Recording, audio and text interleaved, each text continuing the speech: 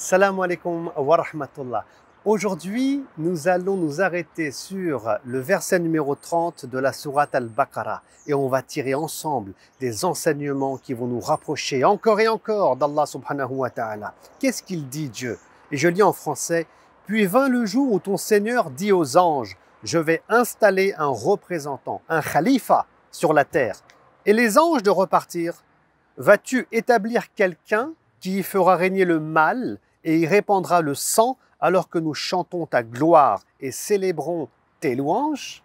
Alors, quel est ce khalifa? Cet être que Allah subhanahu wa ta'ala il a créé, c'est Adam et son épouse, donc Hawa, c'est-à-dire la race humaine. Et là, il est très intéressant de voir, lorsque Dieu, Allah a créé la race humaine, la réaction des anges. Qu'est-ce qu'ils ont dit? Je répète: Vas-tu établir quelqu'un qui y fera régner le mal et répandra le sang? Donc il y a deux points sur lesquels il s'arrête. C'est-à-dire que l'être humain, avec sa liberté de conscience, avec le choix qu'il a à faire le bien et à faire le mal, ils ne comprennent pas comment Allah il va le laisser comme ça dans sa liberté sur terre. Donc il fera régner le mal. Comment c'est possible? Et bien entendu, les anges, ils ne savent pas ce que Allah il sait. Et c'est là aussi notre rôle de musulmans. C'est comme un challenge, si vous voulez. Nous, on est sur terre et on doit faire le bien.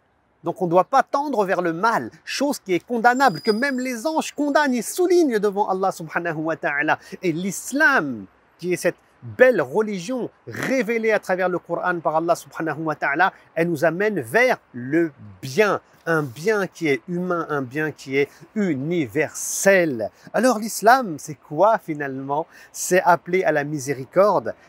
C'est appelé à la miséricorde. Et Allah subhanahu wa ta'ala, d'ailleurs, il est Ar-Rahman, il est Ar-Rahim, le très miséricordieux, le clément. Chaque sourate du Coran, sauf la sourate Tawbah, commence par Bismillah, au nom d'Allah, Ar-Rahman, Ar-Rahim. Donc la miséricorde, c'est l'ADN de l'islam. L'islam, c'est la religion du partage avec les plus démunis, c'est être proche des faibles, des orphelins. L'islam, c'est aussi la fraternité humaine avant toute chose. Donc l'islam, c'est la représentation concrète et réelle de toutes ces valeurs. À nous, en tant que musulmans, de transformer cette théorie en réalité en appliquant dans notre quotidien ce bel islam, ce bel islam. Et revenons ici sur la réaction des anges qui disent: Vas-tu établir quelqu'un qui fera régner le mal? Alors nous, en tant que musulmans, jamais on doit tendre vers le mal. Jamais. C'est pas possible. Ça, c'est contre l'islam. Et tout le monde sait, qu'on soit musulman ou pas, en tant qu'être humain, qui avons une fitra, une nature humaine profonde, identique, ce qui est bien et ce qui est mal. Et deuxième chose qui interpelle les anges, je m'arrête dessus, et il répandra le sang. Et oui, c'est-à-dire que l'être humain, il est capable de tuer, malheureusement. Il est capable de tuer son prochain. C'est quelque chose d'ignoble, quelque chose de terrible. Et ça, ils ne le comprennent pas aussi, les anges. Et là, encore une fois, bien sûr que nous, en tant que musulmans, on ne peut pas tuer son prochain.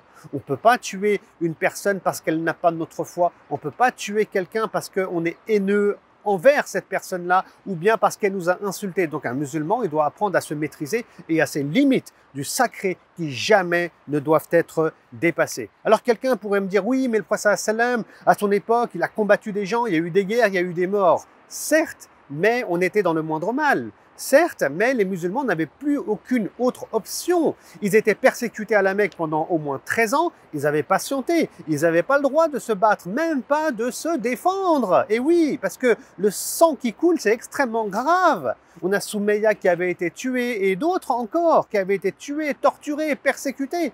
Mais à un moment donné, Dieu autorisera aux musulmans de se défendre, car s'ils ne le font pas, ils seront tous massacrés jusqu'au dernier. Et malgré ça, le prophète sallam fera tout pour instaurer la paix, et il y arrivera lors du célèbre traité de paix de Hudaybiyah. Et les experts contemporains disent, lorsqu'ils comptabilisent le nombre de morts musulmans et non musulmans à l'époque du prophète sallallahu alayhi wa sallam, qu'il y aurait eu moins de 500 morts pendant la période de la prophétie. Voilà, donc le sang qui coule, c'est pas du tout l'islam.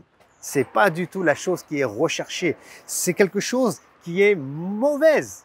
Et les anges le rappellent clairement. Je relis vraiment, c'est un passage qui est magnifique. Vas-tu établir quelqu'un qui fera régner le mal et y répandra le sang alors que nous chantons ta gloire et célébrons tes louanges?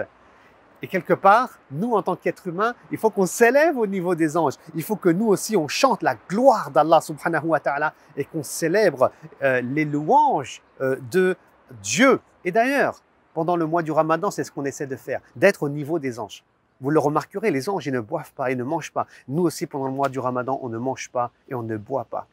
Les anges louent Allah subhanahu wa ta'ala. Ils adorent Allah subhanahu wa ta'ala. C'est ce qui est demandé à l'être humain pendant le mois du Ramadan, qui est le mois du Coran, le mois où il fait les prières nocturnes. Les anges, ils ne s'insultent pas, ils ne font pas de la médisance. Et tout ça, c'est interdit en temps normal. Et c'est strictement interdit pendant le mois du Ramadan, car ça peut nuire gravement à la récompense qu'on a à jeûner. Pour terminer, il y a le mot khalifa ici qui m'interpelle. Finalement, être un khalifa, être un calife sur terre, c'est ne pas répandre le sang, c'est faire régner le bien. Ça, c'est le béaba, c'est-à-dire les bases de ce qu'on va appeler le califat. Et chaque individu, chaque musulman, il doit cheminer vers Allah subhanahu wa ta'ala à travers ces deux bases-là et à travers cette structure coranique. On doit tendre vers cette nature belle, cette nature humaine en tant que musulman, et on doit faire régner le bien sur terre. Telle est la volonté d'Allah subhanahu wa ta'ala. Je vous dis à très bientôt pour une prochaine vidéo. Assalamu alaikum wa rahmatullah.